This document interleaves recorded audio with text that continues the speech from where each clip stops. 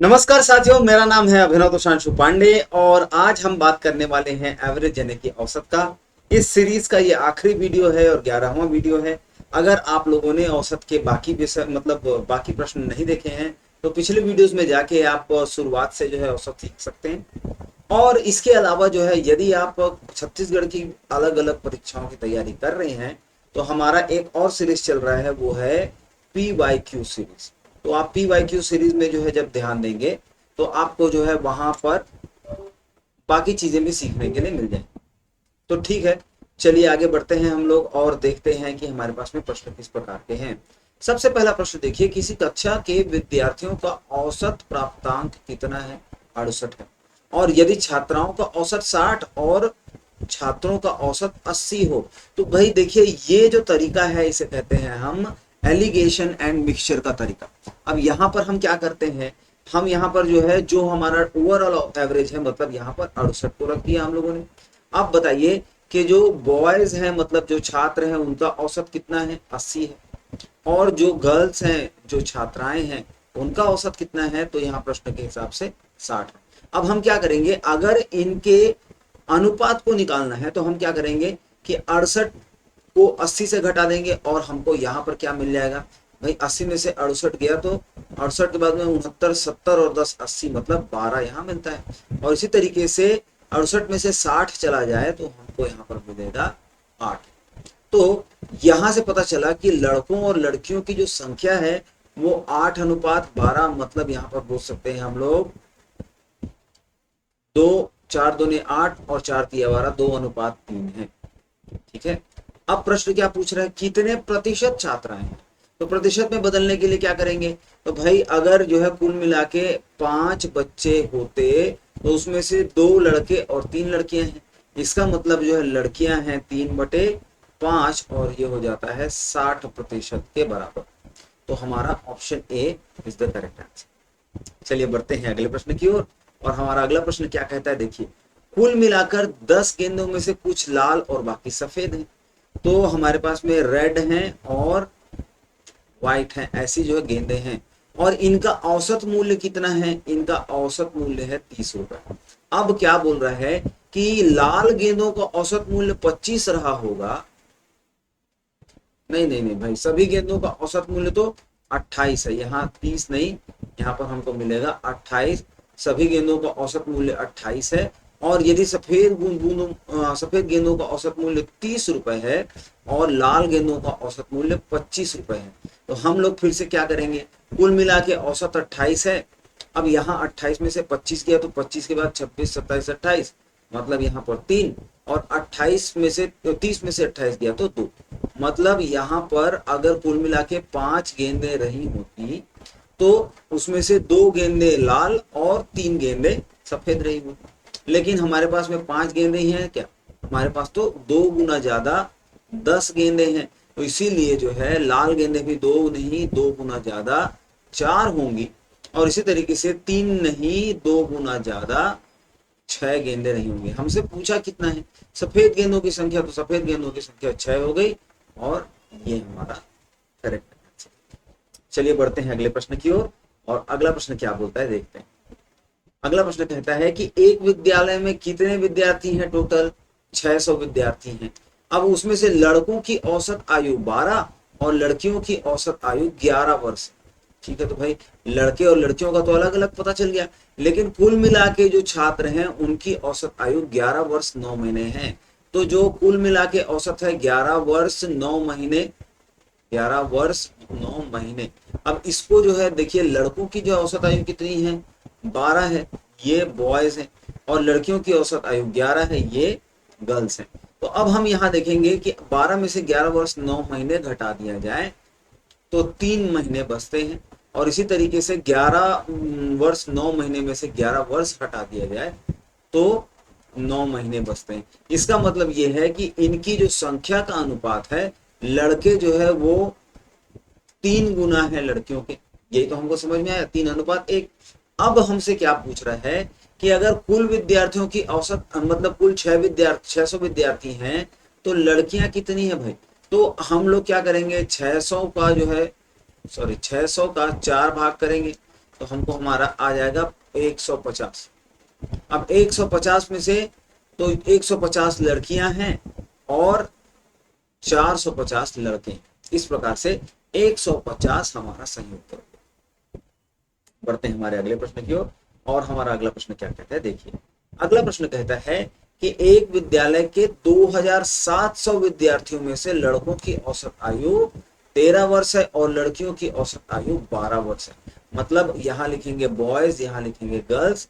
तो बॉयज की जो औसत आयु है वो कितनी है, 13 है। गर्ल्स की औसत आयु है 12 और कुल मिला के सभी विद्यार्थियों की जो औसत आयु है वो है 12 वर्ष 8 महीने। अब घटाएंगे भाई, जैसा करते हैं हम लोग हमेशा। तो 13 में से 12 वर्ष 8 महीने गए तो बचते हैं 4 महीने और इसी तरीके से 12 वर्ष 8 महीने में से 12 कम हुए तो बच जाते हैं 8 महीने। इस प्रकार से हम देखेंगे कि 2:1 का अनुपात है कुल मिला के। अब हमसे क्या पूछा जा रहा है कि अगर जो है केवल 3 बच्चे होते तो उसमें से 2 लड़के और 1 लड़कियां होती, लेकिन कुल मिला के 3 बच्चे हैं क्या, नहीं। कुल मिला के कितने हैं, 2700 बच्चे हैं। और ये 2700 जो है 3 का कितना गुना है, 900 गुना है। तो इसलिए अब हम क्या देखेंगे कि लड़कियों की संख्या भी 1 ना होकर के 1 की 900 गुना, मतलब 900 लड़कियां होंगी। ये हमारा सही उत्तर हो जाता है। चलिए बढ़ते हैं अगले प्रश्न की ओर। और हमारा अगला प्रश्न क्या है, देखिए किसी संस्था में कुल कर्मचारियों की औसत आय 60 रुपए। तो कुल कुल जो है कर्मचारियों की औसत आय 60 रुपए है, ये आ जाएगा बीच में। अब 12 अधिकारियों की औसत आय कितनी है, 400 रुपए भैया। तो 400 रुपए 12 अधिकारियों की है और बाकी सभी की आय जो है वो 56 रुपए है। अब इससे हम उनकी संख्या का अनुपात अगर निकालना चाहें तो देखिए 56, 60 में से 56 गया तो बचता कितना है, 4। और अगर 400 में से 60 गया तो बचता है 340। ठीक है। तो इस तरीके से हम लोग क्या देखेंगे कि ये अब हमको जो ये बताया जा रहा है कि भैया 4 अधिकारी नहीं है, कितने हैं, 3 गुना ज्यादा 12 अधिकारी है। यहाँ प्रश्न बोल रहे हैं ना भाई 12 अधिकारी हैं। तो अगर अधिकारियों की संख्या 3 गुना ज्यादा 12 है तो कर्मचारियों की संख्या भी 3 गुना ज्यादा होगी। तो 3 तिया 900 और 4 तिया 12, मतलब 1020 कुल मिला के कर्मचारी होंगे। तो ये बात हमको समझ में आ गई। अगला प्रश्न भी अगर आप ध्यान से देखें तो पिछली बार पिछले प्रश्न में 60 रुपए आए थी और यहाँ पर औसत आय 6000 है, मतलब 100 गुना ज्यादा। अधिकारी अभी भी 12 हैं और अधिकारियों की औसत आयु देखिए पिछले प्रश्न में कितनी थी, पिछले प्रश्न में 400 थी और इधर 100 गुना ज्यादा 4000 है। उसी प्रकार से जो है बाकी सब कर्मचारियों की औसत आयु 5600 रुपए है। औसत मतलब औसत आय 5600 रुपए और ये भी 100 गुना ज्यादा है। तो ये बिल्कुल पिछले प्रश्न के जैसा ही है और मैं उम्मीद करता हूं कि ये प्रश्न जो है आप सबों से बन जाएगा।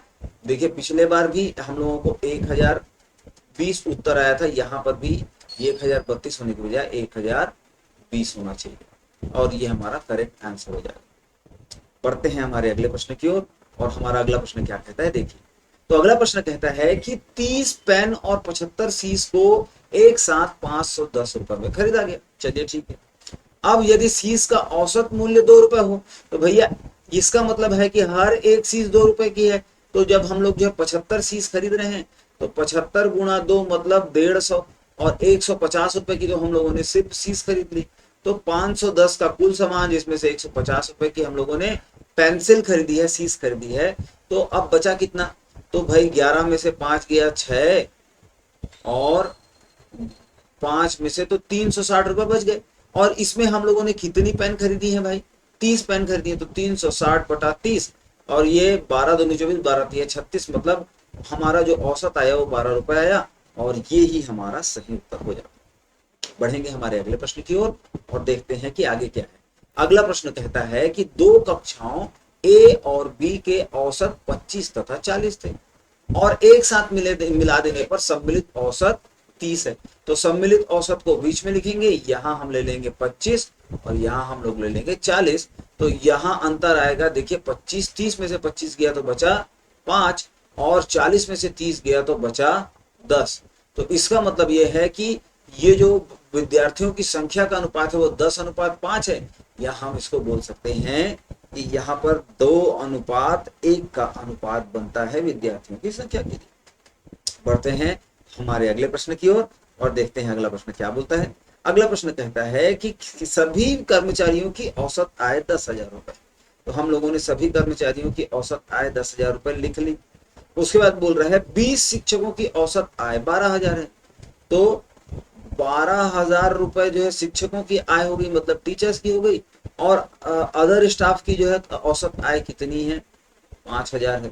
तो अब हमसे जो है देखो यहाँ पर 12,000 है और 10,000 है, तो 12,000 में से 10,000 गया, बचा कितना, 2,000। और अगर 5,000 में से 10,000 में से 5,000 गया तो बचा 5,000।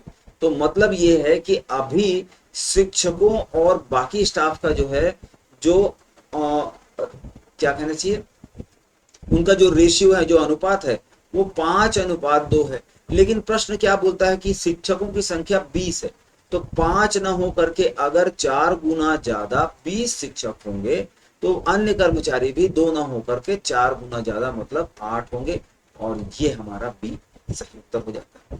इसी तरीके से अब भाई औसत का जो है ये आखिरी आप जो है प्रश्न देखने वाले हैं अभी, और इसके बाद में औसत खत्म और हम अपने अगले टॉपिक की ओर बढ़ेंगे।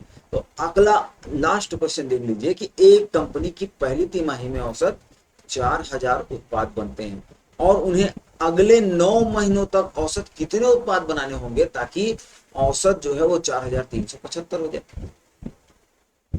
अब इसका मतलब क्या है देखिए, तो इसका मतलब ये है कि हमको जो है 3 महीने के लिए भाई औसत उत्पाद 4,375 होना चाहिए, और यहाँ पर जो है पहली तिमाही में 4,000 जो है हम लोग उत्पाद बना चुके हैं।